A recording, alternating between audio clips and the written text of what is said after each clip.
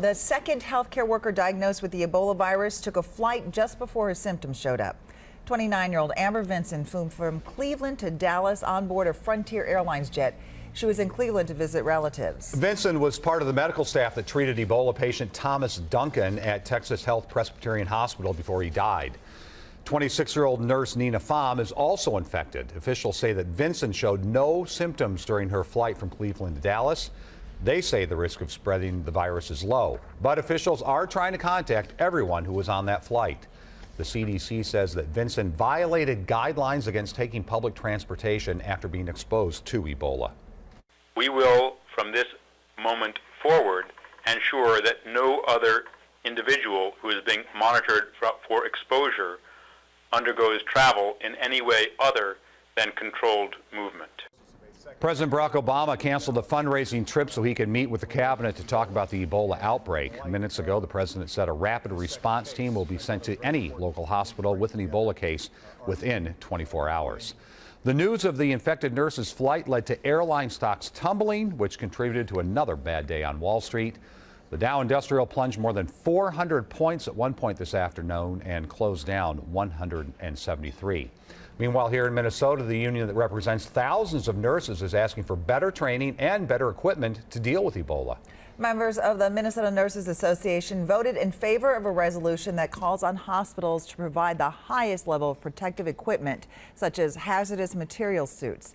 Angela Davis talked with a spokesperson for the union, as well as the leader of another nurses group today. She joins us right now. So it sounds like they're worried, Angela. Yeah, absolutely. In the final hours of their annual meeting last night, members of the Minnesota Nurses Association took an informal survey. A show of hands revealed that only 2 of the 150 nurses there felt adequately prepared to treat Ebola patients. This afternoon, I spoke with the leader of another nurses group with similar concerns. In times like this, it makes it kind of scary. Catherine Kane is the executive director of the Minnesota Organization of Registered Nurses. She says the current strategies in place at U.S. hospitals may simply be outdated. This is new, and looking at the experience in West Africa, it seems that we may need to step that up a notch and develop some new training around that too. She says the group Doctors Without Borders has had medical workers on the ground in West Africa for months. They've treated thousands of Ebola patients, yet few of their volunteers have contracted the disease. They do 2 days of training before they go in country, and they believe that you have to do it as buddies. So putting on the protective gear, you do it with somebody. So somebody's watching you, you're watching somebody. When you take it off, you're doing it as a buddy. She says some nurses here are telling her their hospitals have not done a great job of communicating the details of their Ebola plan. Nurses are saying that they have they've been hearing from the hospitals that they're doing steps in order to prepare, but nurses don't always know what those steps are, and they want to be partners in planning for how to take care of Ebola patients if they come.